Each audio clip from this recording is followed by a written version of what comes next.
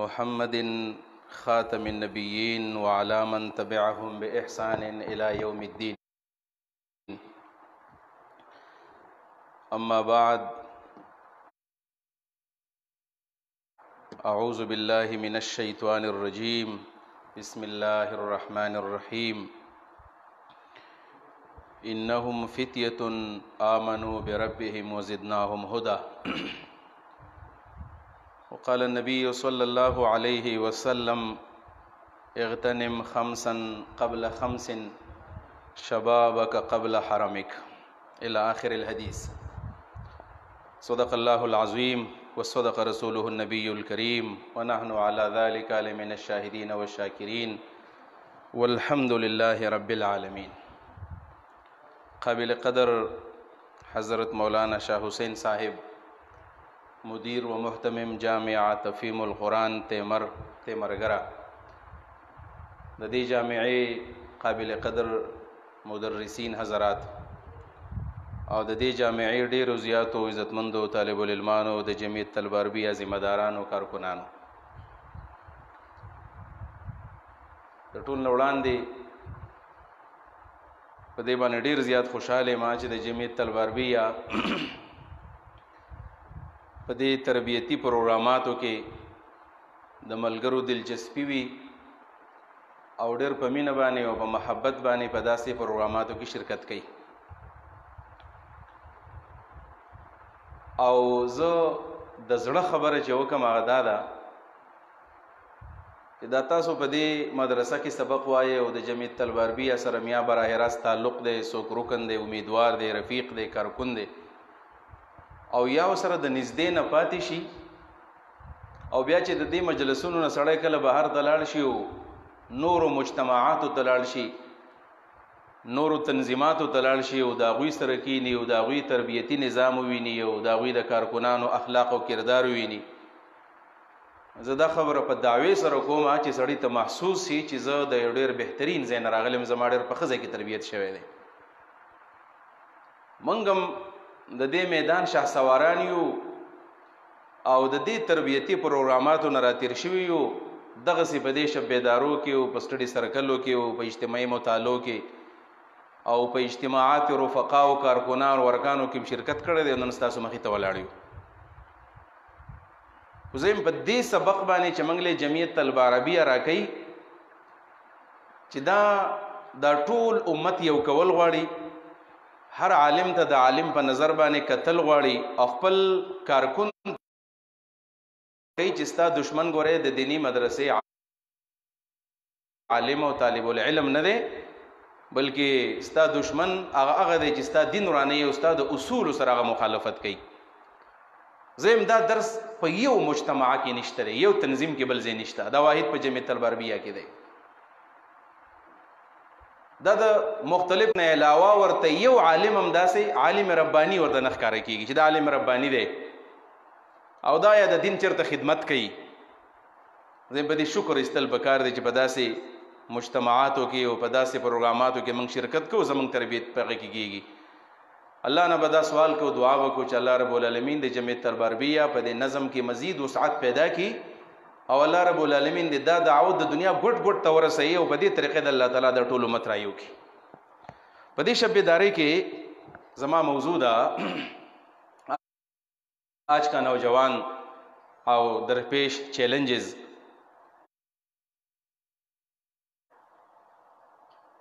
نوجوان او دارنګې شبابان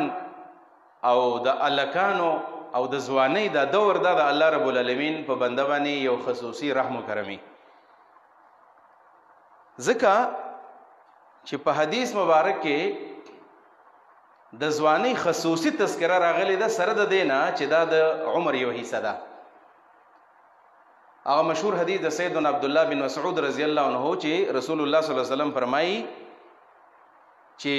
د قیامت په ورځ باندې به یو بنده خپل قدم اوچت نه کړي او په بل ځای به نه ښودلی چې الله به ترې 5 خبرو تپوس کوي. نو په هغه 5 خبرو کې عن عمره فيما افناه وعن شبابه فيما ابلاه، دا الفاظ دي. د عمر تپوس بکیږي چې د عمر په څه کې فنا کړو، عمر فنا کړی په څه کې، ختم کړی په څه کې، کو عن شبابه فيما ابلاه د ځواني تپوس بکړي چې دا دې زړه کړي بس کېدا ځواني زړېږي ځواني زړه شي دا بس کې زړه شوی دا د ځواني دا ژوند چې د 15 کالو ناول سره نوجواني او د نوجواني وروسته بیا جوان شي په دې سړی چې کله بلوغ ته ورسېږي دا د نوجوانۍ دوري او بیا چې د 25 کال ته ورسېږي د 25 کال نه وروسته بیا د جوانۍ دور شروع شي بیا د انسان دماغ هم کار کوي انسان اعصاب هم کار کوي بیا ښه بد هم پیژني د 40 کال پورې دا بیا د شباب دور دی دا د ځوانۍ دور دی او د 40 کال نه وروسته بیا سړی 15 کال ته نږدې کېږي بیا بوډا کېږي د هغې نه پس بیا نبي علیه السلام فرمایي اعمار امتي ما بین 60 الی 70 زما د امت د خلکو نارمل او اوسطن عمر د 70 او 80 کالو په منځ کې دی الغرض چې دا د 15 کالو یا د 14 کالو نه واخلا تر د 40 کالو پورې د 15 کال عمر د اصل کې د نوجوانۍ او د ځوانۍ او د شباب دور دی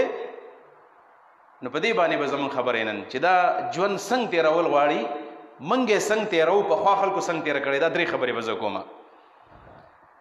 آج کا نوجوان په ځای به اول کوشش وکما چې کم زمونږ پرانا نوجوان دی او کم چې زمونږ سابق نوجوانان دي او چا چې خپل ځوانۍ تیرې کړې دي د دین په خدمت کې د تحریکونو په برپا کولو کې د خلکو په تربیت کې او دارنګه د دین د دعوت په خاطر باندې او د دین د اقامت په خاطر چې چا کومې ځوانیانې تیرې کړې زه به اول د هغې مختصر شانې داسې تذکره کوم چې موږ بیا کمپیریزن او موازنه کوو چې هغه هم ځوان او زم ځوان یم بنیادي طور باندې زموږ به غرض دی چې موږ ځان سره یو سبق والو چې زما ځواني په څه کې تېرېږي که موږ په صحیح سمت باندې روان و چېرته نو بیا به موږ د الله شکر وباسو او که زمونږ سمت او زمونږ د مقصد تعین نو شوی چې په دې ځای کې موږ عزم وکړو چې به خپل سمت او خپل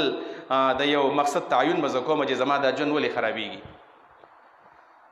په دې بنیاد باندې یو خو نوجوانان دوه قسمه نوجوانان دي چونکې زمونږ تعلق خو د دیني مدرسو سره دی نو زما موضوع داسې سیاسي موضوع به نه وي ځکه نوجوانان د دې معاشرې دوه قسمه نوجوانان دي یو هغه نوجوانان دي چې د هغوی تعلق براه راست د دین سره دی د دینی مدرسو سره دی د دینی تحریکاتو سره دی یو عام نوجوان د کوم چې په بازار کې هغه په ګاډۍ باندې ټماټر خرڅوي د هغه بزنس دی د هغه دکان دی هغه په عام کالج یونیورسټۍ کې سبق وایي عام نوجوان دی په هغې به زه اجمالي خبرو کوم او زما به ټارګټ دا وي چې زموږ د دیني مدرسې کوم نوجوانان دي چې زموږ د هغې نه توقع ده زموږ مستقبل دی موږ غواړو چې دا نوجوانان په دې معاشره کې څه کار وکړي نو زه به هغې ته خبره کوم زما د خبرې محور به هغی چې عمومي طور باندې عام نوجوان خو خصوصي طور باندې د دیني مدرسې او د اسلامي تحریکاتو نوجوانان چې هغوی څنګه ځواني څنګه تېرول پکار دي زه به د خپلې خبرې آغاز وکړم د امام محمد بن حسن شیباني رحمه الله چې د امام ابو حنیفه رحمه الله شاګرد دی او زه به کوشش کوم چې دا خبره ستا زړه ته کوزه شي د امام ابو حنیفه رحمه الله شاګرد رشید امام محمد بن حسن شیباني امام صاحب پیدا شوی دی 80 هجری کې او په 150 هجری کې وفات شو تاسو د عمر تناسب ته ګورئ 80 هجری تاریخي پیدایش او 150 داغه بیا تاریخي وفات داغه په شاګردانو کې د امام محمد بن حسن شیبانی د تاریخي پیدایش د 131 هجری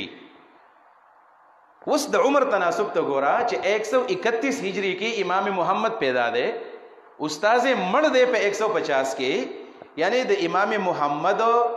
او د امام ابو حنیفه رحمه الله په دنیا کې د باطی کېدو زمانه 19 کاله ده 19 کاله جوړیږي کنه او 19 کاله 9 کاله د 31 سره سلويخ او 10 کاله بس بیا 50 19 سال په دې 19 کاله کې امام محمد رحمت الله علیه د مور په غېږ کې تیر کړل دا غي نو وروسته هغه بیا دغه د طفولیت زمانه مراله چې هغه طفل دی ماشوم دی خپاړې کوي او دا غي نو وروسته هغه په ځمکه باندې ګرځېدلی دی او بیا د 4-5 کالو په عمر کې سړی بیا پوهیږي چې دا زما پلار دی دا میمور دی دا استاد دی دا الف با دی د ای بی سی دی او دا بیا پوهیږي دا غر دی دا کمره ده دا په دې پوهیږي او دغه د لرنینګ زمانه هم دغه د تعلیم چې 15 کاله کې سړی سبق شروع کی بیا 15 کاله کې یعنی دا زمانه تی منفی کا یعنی دا 15 کاله تی مزید ماینس کول غواړي نو په 19 سال کې د 15 کاله لري کې نو 14 کاله باندې شو 14 سال باندې شو د 14 سال نو وروسته دغه تعلیمي سفر شروع دی تعلیمي سفر په دې تعلیمي سفر کې چې هغه د امام هغه بیا خپل مزید فنون ویل دي او مهارت حاصل کړی دی په دې صرف نحو کې او بلاغت کې او په دې کتابونو کې منطقونو کې او دا غي نورستو بیا د امام ابو حنیفه رحمۃ اللہ علیہ درس لته دی شاګردی اختیار کړی دا نو ستاسو په خیال باندې څومره ټایم به هغه د امام ابو حنیفه صاحب په درس کې تېر کړی، څومره ټایم به تېر کړی؟ 3 نیم 4 کال عمر هغه د امام صاحب په درس کې تېر کو، خو څه چلې وکړو، خپل ځواني پېژندلې اصل کې. زه دا یم چې موږ خپل ځان ته امام محمد دا ژوند داسې کولاو کو چې هغه د امام ابو حنیفه سره وخت تېر کو. د امام ابو حنیفه رحمة الله علیه په شاګردانو کې د ابو یوسف په شان شاګرد موجودو، قاضي ابو یوسف په شان شاګرد موجودو، داغه په شاګردانو کې د امام زوفر په شان شاګرد موجودو، د حسن ابن زیاد په شان شاګردان هم پکې، یعنی د علم غرونه و غرونه. داغه باوجود یو نوجوان یو کشر الک راغله دی امام محمد او د امام ابو حنیفه په درس کې چې کله هغه شرکت وکړو، داغه د شاګردې ناشنا ونه واقع ده. وی کله چې دا ماشوم بلوغ ته چې کله ورسېدو، سړی په 13 سال 14 سال کې بلوغ ته رسیږي، یعنی 13-14 سال کې دا د امام صاحب درس راغلی دی، 15 کاله تیر کړی دي. ساره ویل امام صاحب کوپې بجای مسجد کې ناست درس کوي، او دا طالبان علما سره ناست دي. امام محمد راغی کشر الک دی، ورکوټه ګیره نه راغلی، نوخیز ځواني ده نوخیز. او ول راغی او ډېر په حیا باندې ویل جمعه ترانه نو تو پیزار یو سیټ تکې خو دو، او بیا راغی اتحیات په شکل کې په ادب احترام باندې د امام ابو حنیفه صاحب خواته کې ناست، ورنږدې شو، سلام کلام یې وکړو، بیا دې تپوس وکړو چې استاد جی یا امام صاحب یې تپوس درنه کوم. امام محمد ورته وایي وای بچا څه تپوس دی؟ وای تپوس دا دی چې یو سړی د شپې بلوغ ته ورسیږي، او په دغه شپه باندې ظاهره خبره ده چې بلوغ ته رسېدل خو شپه ده، او د ماسخوتن نامون د کم ټیمه پورې کېږي؟ طلوع الفجر پورې کېږي عند الاحناف، ساره پورې دا مونځ کېږي طلوع الفجر پورې. نو ظاهره ده چې د شپې بلوغ ته رسېدلی دی، نو د ماسخوتن مونځ نه یې کړی.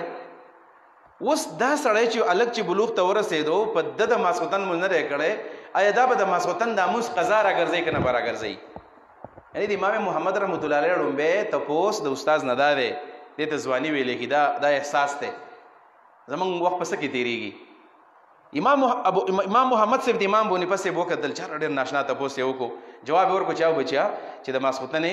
د بلوغ ته رسېدلی دی، ظاهره خبر د ټایم ورسره شته، نو په ده باندې د ماسخوتنې د مونځ قضا شته، ماسخوتن مونځ به قضا کوي. هلک پاسېدو، او چې پاسېدو او یو پیلر ته سیټ ته ودرېدو او مونځ یې وکړو، د هغې نه بار بیا ووتو. یعنی دا مسله ده ته اصل کې راغلې وه، دا ده ته راغلې وه. په دغه شپه دا بلوغ ته رسېدلی او سبا سحر راغلی درس لا، سبا سحر درس ته راغلی دی، او د عالم نه تپوس کوي، او بیا فوراً عمل کوي په مسله باندې. وایي دا هلک چې کله ووتو، امام ابو حنیفه صاحب وایي چې دا هلک چر څوک دی، خو ډېر زیات ذهین هلک دی، علم لکه ټایم ورکړو، الله به ډېر ښه عالم جوړ کړي. دغه د معمولی مجلسونو اثر، زمونږ مجلسونه الله دې معافي وکړي، مشران کشران که علما دي او که مفتیان دي او که عام خلک دی، څه مجلسونه زمونږ ملمانه که تبار کو که نه، دا ملمانه تبار کې سړی خپل مجلس ته سوچ، زمونږ څنګه مجلسونه موږ په خپل منځ کې څنګه ګپې شپې لګو. زمونږ آیا په دې کمره کې چې سړی د مطالعې نه راشي، زمونږ مذاکرې څنګه موږ څنګه ګپ لګو؟ فوراً موبایل دی، فیسبوک دی، انټرنیټ دی، یا ګپې شپې دي. یعنی علمي مذاکرې تقریبا دا په مدرسو کې هم ختمې دي، سړی علمي مذاکرې کوي، کینې په موضوع باندې بحث کوي. امام محمد معمولی غونې د دې مجلس صحبت چې کله واغستو، په سبا باندې راغی، امام صاحب ته اجازه په دې مدرسه کې داخله علم، درس کې داخله علم، سبق وایم. ډېر زیات کشر، ډېر زیات کشر او انتهایی ښایسته. د امام محمد په باره کې امام شافعي رحمه الله فرمایي، زما په استادانو کې د محمد په شان ښایسته سړی ما نه دی لیدلی. امام شافعي صاحب وایي امام محمد بارک انتهایی ښایسته انسان، وجود نه غټ پټ، انتهایی وجیح انسان، چې چا به ورته کتل حیا به ورتله، داسې ښایسته انسان و، ډېر کشر دی. ویل امام صاحب ورته شرط وتړو، شرط ویل چې ته خو ډېر زیات کشر یې، او زما په دې مجلس کې مشران کسان ناست دي، او ته چې دې مجلس ته راځې، ظاهره خبر ده چې دا مشران ته کشر یې، نو سبق ویل هم نشي، د دې توجه هم خرابېږي. ته لاړ شو چې کله د قرآن یاد کو، چې کله حافظ شولې، ځکه زه خو د قرآن د آیتونو مسایل راوباسم، استنباط کوم، خو فقهي مجلسونه و، ته قرآن یاد که بیا راشه. امام محمد لاړو او یو څو ورځې پس واپس راغی. امام ابو حنیفه صاحب ته وایي چې جی ماله په درس کې داخله راکړه. ورته تا ته ما نه ویلي قرآن یاد کوئ، ما ته قرآن یاد دی. وایي څنګه درته قرآن یاد دی؟ زما نه واوروه. امام ابو حنیفه رحمة الله علیه د امام محمد نه قرآن اوري، او امام محمد ابن حسن شیبانی رحمة الله علیه ورته په منډه باندې د قرآن مختلفې حصې واورولې. دا مطلب نه چې په هفته کې قرآن یاد کو، دا چې کله د چا د تلاوت سره ستاسو هم د تلاوت سره چا کله داسې ممارسه ډېره زیاتې، مدارسه ډېره کوي، ډېر تلاوت کوي، نو خدای شته که د هغه نه قاري مخکې یو لفظ هم غلط وایي، په یاد ورته ترتیب به نه معلوم، څوک ته یو ټکی غلط نشي ویلی. نو دا امام محمد صاحب د ډیر تلاوت د وجنه هغه تر ایسه یادوي خو ترتیب ول ورکو بس امام صاحب درس کې بیا کېنو امام صاحب چې درس کې کېنو دا غدرینم سرو کال چې کله تیر کړل زما د خبرې غرض دار دا یو 100 کال تیر کړی دي خپل وخت پیژندلې دي نوجوانی وا چې امام صاحب دا استاد کله وفات کیږي 19 کال عمر دی 19 کال عمر او سی ولیکل د امام صاحب په کتاب د میم دیم د ابو یوسف او د زفر او د حسن ابن زیاد په شان شاګردان موجود دي او د امام ابو حنیفه رحمۃ اللہ علیہ فکر د الګ دی دنیا ته منتقل کړي دي نن سبا چې موږ ست حنفیت وایو کنه ست حنفیت ویل کیږي او د حناف حنفی فکر ست ویل کیږي حنفی فقه ست ویل کیږي حنفی قانون ست وی دا د الګ دی دنیا ته خودل دي او صاحب قلم په دنیا باندې عظیم احسان وکړو د جامع الصغیر او د جامع الکبیر په نوم باندې کتابونه ولیکل په فقه کې سیری کبیر سیری صغیر دا په جهاد باندې ولیکل مبسوط زیادات دا دغه د فقه کتابونه دي د فقه قوانینو بین الاقوامی قوانین زمونږ په دې د پی ایچ ډي په کلاس کې سیری کبیر د ویلو موقع موږ ته میلاو شوله یعنی په هغه زمانه کې چې هغه سیری کبیر لیکل دی اوس موږ کله مطالعه کوو سړی حیران شي چې امام محمد په 131 هجری کې یعنی د 2 صدی عالم د 2 صدی عالم اوس 14 صدی شروع ده 15 صدی او په دې زمانه کې چې کوم بین الاقوامی معاهدات کیږي ټیک ټاک په دې سیری کبیر کې بتا درا په نظر باندې راځي حیران بشي د په زمانه کې د دې خپل استاد نه یاد کړیو شپږ کتابونه ولیکل زخیم کتابونه او نن سبا کې یو سړی چرته یو فقهي جزئیه پیدا کړي او چې داغه د لپاره دلیل پیدا کوم دلیل به د امام محمد د کتاب نو لراو بس دا غلط دی دا ځوانیان وي 19 کال عمر دی 3 کال تیر کړی دي څنګه الله ول سور کل دا ځواني او اصل کې رضوانی قدر دی خپل قوتونه دغه سه بحال ساتل غواړي خپل سوچ فکر دغه سه بحال ساتل غواړي دا د امام محمد د ځواني باره کې ماته ته جل کو خودو دا سه ځواني دا تیر شوی دا او د صحابه کرامو په تاریخ زکه خبر نه کوم چې خبر بیا ډیره زیات وګدیږي ماته خبرم پاتې دا تاسو چې ګوره د صحابه کرامو رضوان الله تعالی علیهم اجمعین د چا چې نوم راغلی نوم د چا چې نوم دی په تاریخ کې ناغزوان دی ټیک د حضرت ابوبکر صدیق رضی الله عنه څوک نو چته ومنګا د اهل سنت هم دغه ترتیب دی چې افضل البشر بعد الانبیاء ابوبکر غوره بشر د انبیاء نه پس ابوبکر دی بیا عمر دی بیا عثمان دی بیا علی دغه ترتیب د اهل سنت ټیک دی د شیعاګانو په خلاف باندې خو چا چې کارنامې کړي دي کارنامې په جهادونو کې او په دعوتونو کې او په سرایا کې او په غزواتو کې او دا کارنامې ګورې نوجوانانو کړي دي الکانو کړي دي د اصحاب کهف تاریخ مونږ ته نه دی معلوم اصحاب کهف څوک انهم فتیه آمنوا بربهم زدا صرف جلکونه تا ته خیمه انهم فتیه دا لکانو قران وی دا لکانو سو کسانو یقولون ثلاثه رابعهم كلبهم ويقولون خمسه سادسهم كلبهم ويقولون سبعه وثامنهم كلبهم رجما بالغيب د دې سبعه سراغله دي د 5 سراغله دي و 7 وثامنهم سره بیا نه راغله بهر تقدیر 3 کسا 15 کسا و کسان 3 5 7 کسان دي موږ څومره وینن سبا اسی ز سوچو کې کنه محتاط اندازې مطابق د زموږ په وطن پاکستان کې تقریبا 50 لک طالبان سبق وي هر کال چې د دینی مدرسو نه کم خلک فارغيږي دا سوچ مقام دی فکر مقام دی د دینی مدرسو نه د زرګونو په تعداد کې علما فارغيږي زرګونو په تعداد کې علما فارغيږي موږ د خپل خاور د دیر لور دیر پاین وایو کنه په دې دیر کې د سونو په تعداد کې سالانه سونه نو بلکې تقریبا دام زر ته رسیږي دومره علما سالانه فارغيږي برایانی زیاتیږي اختلافات زیاتیږي فرقه زیاتیږي مسلک زیاتیږي جګړه زیاتیږي بیرهروي زیاتیږي نه راځي انقلاب او هغه 3-5 کسان دي او هغه انقلاب راوستو الله تعالی په قران کې دا غوي ذکر وکړو انهم فتيه امنوا بربهم وزدناهم هدى هدایت مول زیات کو الکان ابراهيم عليه السلام بارک چې راځي کنه چې کله بوتانه مات کړل نو دا چا ودا یو فتن دی یو قال له ابراهيم یو لکه هغه ته ابراهيم ویل کیږي یعنی کومنګا د تاریخ اسلام بلکې د دنیا په تاریخ باندې د ابتدانا تر د دې زمانه پورې کله نظر واچو په دې زمانه نظر واچو په دنیا کې چې کم تحریکات برپا کړې دي دا نوجوانانو برپا کړې دي چا چې خدمت کړې دي دا نوجوانانو کړې دي کدا د دین خدمت ته او کړ د دنیا خدمت ته دا په نوجوانۍ کې شوی دی ځکه الله تاسو کوي امام حسن البنا شهید رحمت الله علیه دا تحریک ته ګورن سبب په ټولو دنیا کې په عالمی دنیا کې د اخوان المسلمون چې کم فکر دی او کم سوچ دی په عالمی دنیا کې خور دی په ټولو دنیا کې د ټولو زیات څوک د امام حسن البنا شهید هغه د پرایمري سکول یو استاد دی پرایمري سکول استاد دی او کله چې پرایمري سکول کې استاد شو حسن البنا رحمت الله علیه نو ویل هغه زمون خو د مدرسې استادان خو په ټیم باندې راځي مدرسو ته خو ډېر په مینه باندې سبق وایي خو د سکول استاد په دې شوق کې پروت چې کله به زه ناوخته راشم وختي به لاړ شم. دا د سکول د استادانو د کالج د استادانو د یونیورسيټي د استادانو دغه سوچ فکر چې زه ناوخته راشم وختي لاړ شم. حسن البنا هغه خپل شاګردانو ته وی چې تاسو رسې وګي د سکول لا ټایم کم دی تاسو 1 غنټه مخکې راځئ زه بدل 1 غنټه د کور نه مخکې راځم 1 غنټه مخکې براتلو او په دې 1 غنټه مخکې به د خلکو هغه به تربيت به ورلکو خلک به جوړول خلک او بیا به چې کله د لکان عادت شو کنه شوق کله زیات شنو ورته طالبانو ته وې سټوډنټانو ته چې تاسو په چټي کې مزه غنټه پس زه به تاسو ته مزید سبق 2 غنټه ول زیاتې ورکړي 1 غنټه د سکول دراتلو په ټیم کې 1 غنټه د سکول نتلو په ټیم کې 2 غنټه ول زیاتې ورکړي خلک ټیم بچت کې حسن البنا خلکو له ټیم ورکړي. بیا چې کله هغه تحریک کله برپا کو ابتدا کې شپږ ملګری شوی د شپږ ملګری او هغه چې کله خپل تحریک شروع کړي حیران بشي ورته څنګه تحریک خلکو یاره تحریک بسوک چلی د دنیا وای نه سميږي. ډېر خلک وي دنیا ته یو ځل تلم یو سکول نو هلته مالا چا دعوت راکړو نو مې نه ما سکول تاسو پیژنئ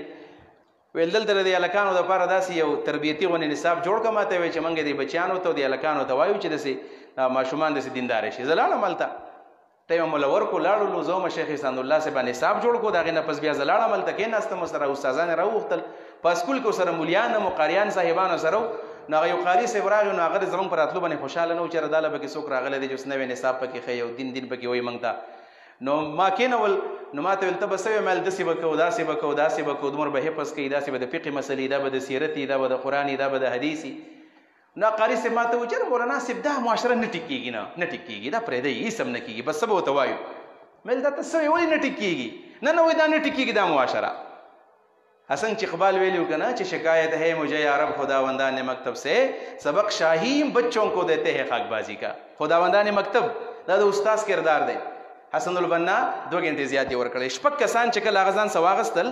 او هغوی ویل چې اولنی ټارګټ به زموږ صحیح موږ اولنی ټارګټ جوماتي اولنی ټارګټ زموږ جوماتي جومات له خو هسې خلک راغلي منزله په دې یو څو کالو مخکې شاه حسین صاحب یاد وی احیاء علوم کې د اتحاد علما د ضلعې پروګرام دا شربانی مولی صاحب په وخت کې د ضلعې صدر و عبدالاکبر چترالی صاحب و پروفیسر ابراهیم صاحب دی راغلیو نو هغه شربانی مولی صاحب چې راپاسېدو سټیج له راغی ویل ګوره ما دینزو ته هم ټلیفون کړی څوک نه دی راغلی و جندول هم څوک نه دی راغلی و میدان هم نه دی راغلی و قار شو چې کله قار شو نو وروسته کله چې بس بیا دغه راپاسېدو دا پروفیسر ابراهیم صاحب نو ورته ویل ګوره مولوي صاحب ویل څوک چې راغلي ته هغوی ته قارېږي څوک چې نه دی راغلی هغوی ته قارېدل پکار دي دا خو راغلي دي پروګرام لا نو زمونږ د دعوت محور پورن یا مدرسه ده یا جماعت یا خو عظیم نیکان خلک دی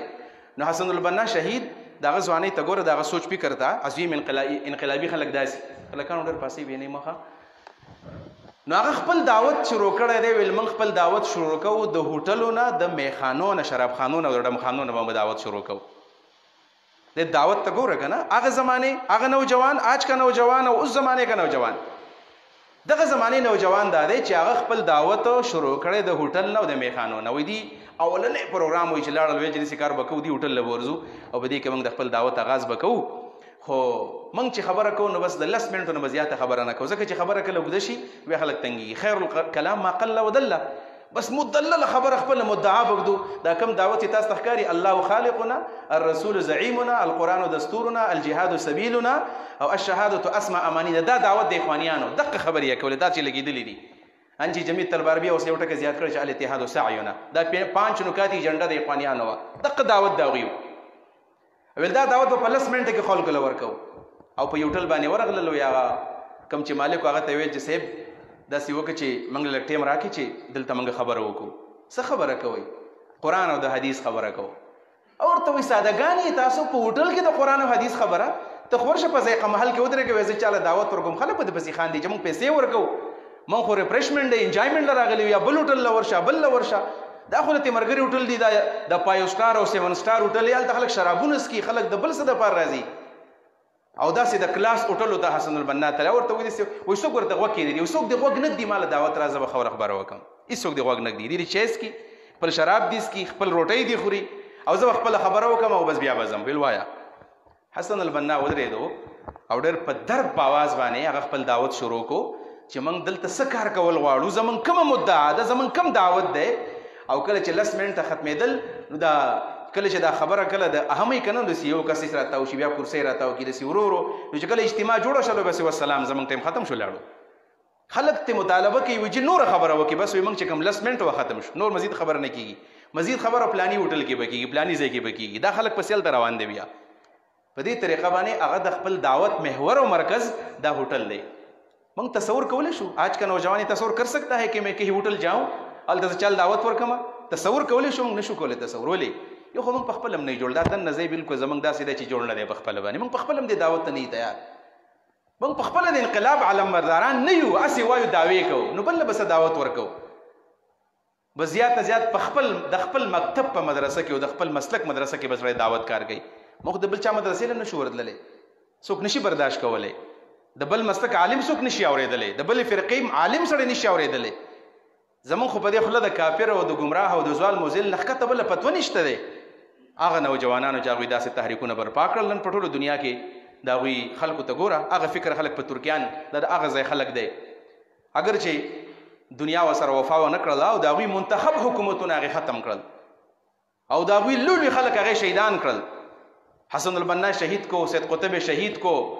عمر تلمسانی شهید کو دا هغوی چې څومره مشران دي هغه مرسی ته ګوره هغه شهید شو په جیل کې د جیل نه جنازه راووتله په هر تقدیر دا چې کله موږ په خپلو اسلافو باندې نظر کوو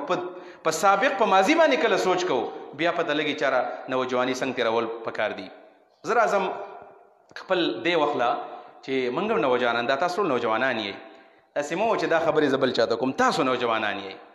تاسو شبابان یې ستاسو وخت دی اوس ستاسو په لاس کې د مستقبل چابیانې دي ستاسو په لاس کې د مستقبل قیادت دی دا نن چې په دې ډایس باندې زه ولاړ یم په دې سټیج باندې دا مشایخ ناستي لس 15 کاله پس به تاسو په دې ځای باندې ناستئ دا نن چې کوم خلک ورته شیخ او مفتی او عالم وایي سبا به تاسو ته دا نومونه وایي در دنیا داسې رفتار روان دی کله یو کله بل نو دا دنیا به تاسو ته حواله کېږي نو څنګه به دا چلو نن زموږ د نوجوان چې کم بنیادی مسایل دي او خاص کر د سټوډنټانو د طالب العلمانو د نی مدرسو ځکه ما ویلو چې زه په دې عام نوجوان خبره ځکه نو کوم چې خو البرټ ټچ ولا ورکوم بیا راځم دیلا یعنی عام نوجوان په دنیا کې نو تاسو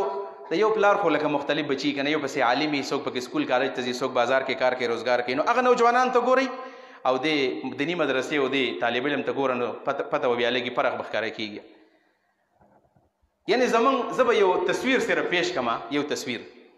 آج کا نوجوان کم چې په دې بهر معاشره کې وخت تېروي دا که زما ورور په سعودي عرب کې دی که دا په دوبۍ کې دی که دا په کراچۍ کې دی که دا په لاهور کې دی که دا په کوټه کې دی که دا په پېښور کې دی که دا زموږ په دیر کې دی دا که په کالج او په یونیورسټۍ کې دی د هغوی څه اکټیویټیز دي څه سرګرمیانې دي نو د هغې دا یو مثال که نه چې هغه بله ورځ په 14 اګست باندې کومه مسله راغلې وه 14 اګست څومره ښکلی نوم د دې جنۍ دی عائشه د ام المؤمنین رضی الله عنها نوم یې ولې ښودلی دی او د عایشې په نوم مسما جنۍ هغه ټیک ټاکره ده ټیک ټاک پخوا بل څنګه یې ښیي ټیک ټاک دا ټیک ټاک دغه ټکی و او هغه په دنیا څومره مشهور شو دا د خپلې معاشرې د کتل غواړي زموږ دغه دا زموږ تصویر دی نو المؤمن مرآة المؤمن چې مسلمان د مسلمان شیشه ده دې ته ګورئ چې دا نوم یې څه ښودلی ټیک ټاک نوم دی ټیک ټاکر یعنی نن سبا په دنیا کې هغه سړی محترم دی آج کا نوجوان هغه سړی په دنیا کې مشهور دی چې هغه ټیک ټاکر دی یعنی چې هغه خلکو ته خپلې جامې وباسي هغه خپل ځان بربند کړي الو پټه زنانه ګزار کړي څومره ځان په یو پهاش ماډل کې پیش کړي د آج کا نوجوان هم دقه دی نو او هغه وایي په دې ټیک ټاک چې د هغه کم فالورز دي او د هغه ویډیوز چې چا کتل هغوی ته ټلیفونونه کړو چې تاسو په 14 اګست باندې لاهور ته راشئ منټو پارک ته اقبال پارک ته راشئ یعنی آج کا نوجوان جنۍ ده د عایشې په نوم باندې نوم دی او دغه هلکانو ته چې ټول تاسو راشئ څوک چې زما ویډیوز ګورئ نو هغې لاهور ته مینار پاکستان ته راوغوښتل او مینار پاکستان کې وی چې دلته موږ تاسو چونکې په سکرین باندې ما ګورئ نو ما به داسې مخامخ به تاسو وینئ مخامخ به مې وینئ تاسو او دلته بس ویډیوز به جوړ کړو هلته ویډیوز دا جوړ کړو نوجوانانو که نو آج کا نوجوان دی که نه هغه لوبې ورسره وکړله چې نن سړی د پاکستان شکل چاته نشي پیش کولی د شرم نه سړی سر ښکته کېږي دلته خو موږ پسې لګیا یو خو که سړی کله افغانستان ته لاړ شي هندوستان ته لاړ شي سعودي عرب ته لاړ شي او هلته وایي چې مې پاکستاني هو تا ته و چې د هغه وطن نه راغلی چې مینار پاکستان په کوم ځای کې چې قرارداد مقاصد پاس شوی دی چې هلته د اواز اوچت شوی چې پاکستان کا مطلب کیا لا اله الا الله د پاکستان خوب هغه ځای کې د هغې تعبیر ایستلی شوی او په هغه ځای کې د عایشې په نوم جنۍ راغلې او هغه خپل ځان بربنډ کو. د ټول یو ګیم دی، موږ ټول ډرامه باز قوم یو، ډرامې دي دقې دپاره دی راغوښتې د دغې دپاره. او بیا او د هغې نه پس بلې ډرامې ته چې بیا کله ولا نور انکران راځي او په سر لوپټا چولي او صادر په سر کړی چې زه خو مې تو پاکستان کې بیٹی ہوں، مې هوا کې بیٹی ہوں او زما میری عزت لوټ گئی او هغه وشو دا وشول. دغه د آج نوجوان دغه صورتحال دی نو. یو طرف ته خو دغه جنۍ هم ډېر زیاتی کړی دی، خو بل طرف ته دا نوجوان هم دا سوچ نه کوي چې زه څه کوم. یعنی برایي کوي آج کا نوجوان، برایي کوي، برایي ګناه کوي. موبایل یې نیولی دی ورته، سوچ پکار دی نو. موبایل نیولی دی، د زنانه جامې وباسي، غیر فطري او غیر اخلاقی حرکتونه کوي او بل ول ویډیو جوړوي او دا په دنیا ته ښیي. یوازې پاکستان او ټولو دنیا کې به دا تصویر ښودلی کېږي. نو څنګه به د پاکستان سړی به هلته کې چاته ویل د پاکستانی یم. په دې وجه باندې بنیادي طور باندې د آج کا نوجوان هم دقه دی. فحاشي اور یعنی سنیک ویډیوز، دا څه سنیک مار ته وایي په انګلیش کې، سنیک ویډیوز دا څه شی دی. مخکې چې دا نوکیا موبایل کله رالی که نه تاسو ته به یاد وي، نو په دې کې به سنیک په نوم باندې به یو گیم کېدو او په هغې باندې به هغه څه شی به یو ټک غوندې به وکړو چې کله به یې هغه وخوړو. نو په وخت کې خو دا سکرین مې نه و دا ټچ نو بس څوک به چې وزګار و دغه سنیک د دې مارانو گیم به یې کوو، مارانو گیم. په دومره ټایم نه ضایع کېدو. اوس د هغې اپډیټ شکل راغی سنیک ویډیوز. نو سنیک ویډیو څه ته ویلی کېږي؟ فحاشي قتل، عریاني قتل، د خلکو نه خپل مقصد هېرول. دغه د آج کا نوجوان دی. په دې بنیاد باندې موږ ځان ته نوجوانان وایو نو ګورې زموږ به دغه طبقه به زموږ ټارګېټ یې دغې خلکو له به تربیت کوو. ګورې دا عزم به ځان سره الو، دا معاشره به ټیک کوو. او بل دا چې په دې دنیا کې په دې ځمکه کې انفعالي صفت شته. خلک ګورې خبره قبلوي، خلک خبره قبلوي. که د خطرناک نه خطرناک سړی هم چې ته ورته خبر د زړه نه کوې که نه، نو دل سے جو بات نکلتی ہے اثر رکھتی ہے پر نہیں طاقت پرواز مگر رکھتی ہے. د زړه نه خبره چې کوې اثر به خامخه کوي. لہذا نو آج نوجوان هم دقه دی. زه راځم د خپلې موضوع له چې زمونږ خپل چاپېرچل ته ګورو د دیني مدرسو نوجوانانو ته چې د اسلامي تحریکاتو تعلق ساتي. زمونږ څه مسایل دي؟ زه به هغه مسلې ویم، زه یعنی کوم ستاسو د خپل ملګرو په دې نبض باندې به زه ګوتې ږدم مسلې ویم، غټې غټې خبرې نه کوم، وړې وړې کوم چې زمونږ سره تعلق دی هغه به کوم چې موږ خپل ځان وپېژنو. د ټول اولنۍ خبره چې کومه ده که نه، اولنۍ خبره نو هغه زمونږ د مقصد تعین ګورې نشته. زه که ستاسو نه اوس بالفرض څه کسان پاس وم چې ستا څه مقصد ته به څه جوړېږي او ته به څه جوړېږي، ته به څه جوړېږي. ډېر کم کسانو ما ته خپل ټارګېټ وښیي. د یوازې د دیني مدرسو نو بلکې دا زموږ د ټول وطن المیه ده. موږ د خپل مقصد تعین نه دی کړی. زه د مقصد تعین دی ته وایم چې زه تا ته ته به څه جوړېږي، ته مه وایه چې عالم ته وایې زه به نحوي جوړېږم، زه به په نحو کې کمال ته رسېږم. دې ته ویلې کېږي ستا ګول او ستا مقصد واضح دی. یو سړی وایي زه به په فقه کې تخصص کوم، زه به متخصص په الفقه جوړېږم، زه به متخصص په الحدیث یم، زه به د سیرت امام به جوړېږم، زه به د تاریخ امام جوړېږم، زه به محمد ابن اسحاق جوړېږم، زه به سفیان ثوری جوړېږم، زه به محمد بن حسن جوړېږم، زه به ابن تیمیه جوړېږم. دې ته ویل کېږي د مقصد تعین. موږ خو دا سوچ نه دی کړی د اوسه پورې چې زه به د ځان نه یعنی دا گنوادی ہم نے جو اسلاف سے میراث پائی تھی سریا سے زمین پر آسمان ہم کو دے مارا. موږ خو د اسلافو میراث ختم کړی دی. موږ سوچ نه دی کړی اوسه پورې چې موږ له څه کول پکار دي. زه به جوړېږم بس عالم به جوړېږم. عالم دا استلام سړي د شرم ورزي سو یاره پلانې سړی عالم دی. زه کم دی علما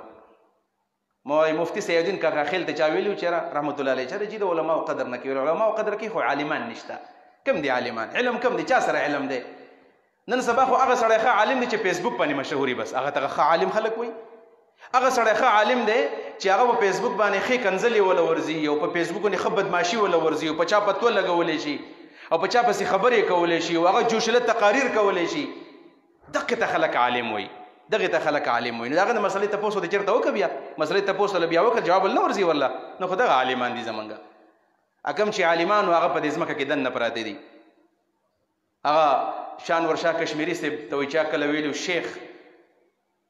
صاحب یې ورته ویلو، هغه وویل چې کبرني موت الکبرا، کبرا مړه شول زه غټ کړم چې خلک مشران وو نو ما ته چا مشر نه وایي، خو مشران لاړ موږ ته خلک مشران وایي. پکې په دې بنیاد باندې زه د موجوده کسان دا تاسو چې ناست یئ موږ نه وخت ګوره نه دی تللی. ښه وخت شته، وخت د چا نه ځي نه، وخت شته دی. د خپل مقصد تعین راځي چې موږ وکړو. موږ د خپل مقصد هیر دی چې سړی ځان ته ټارګېټ کړي چېره یاره مولانا مودودي رحمت الله علیه چې په دې پاکستان کې فکري کار کړی دی نو زه ولې نشم کولی؟ یعنې د هغه هم دوه لاسو دوه خپې وې، دغې غوږونه او دغې سترګې وې، دغه زړه زه ولې نشم کولی؟ حسن البنا په ټول عرب دنیا کې یو تحریک برپا کو زه ولې نشم جوړېدلی دا سفیان ثوری او سفیان ابن عیینه او دارنګې دا لوی لوی خلک ابن تیمیه او ابن قیم زه ولې نشم جوړېدلی دا وخت دا کتابونه هغه مې لیدلي زه مې یم دغه قرآن او حدیث هغه دی او زما سره دی زه ولې نه جوړېږم انشاءالله که موږ دا نن د خپل مقصد تعین وکړو نو زمونږ ژوند به ښه کېږي موږ ته بیا لار کولاویږي د مقصد تعین بالکل زمونږ نه نشته دی بلکې دا خو لزه دیني مدرسه ما بله ځای ستاسو د پروګرام دپاره ما په دې انټرنیټ باندې کتل چې زه وګورم چې په دې موضوع باندې چا کار کړی که مقصد کا تعین نو چې د ټول پاکستان علمیه د 90% د کالجز د یونیورسټیز د سکولز د مدرسو سټوډنټان طالب العلمان 90% هغوی ته خپل مقصد نه معلوم یعنی په سلو کې 10 کسانو ته خپل مقصد معلوم دی بلکې په یو وخت کې د نن نه یو څو کاله مخکې یو کس ریسرچ کړی په دې پی ایچ ډي سکالرز باندې کوم چې پی ایچ ډي کوي چې هغه متخصصین دي او د هغې نه بره سبق پکې نشته دی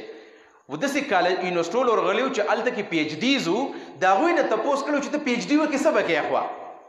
ته پی ایچ ډي وکړې بیا به څه کوې هغوی ته پته نه وه چې څه به کومه یعنې سړی شلم وکړي شلم 20م ته ورسېږي هغه ته خپل مقصد نه معلوم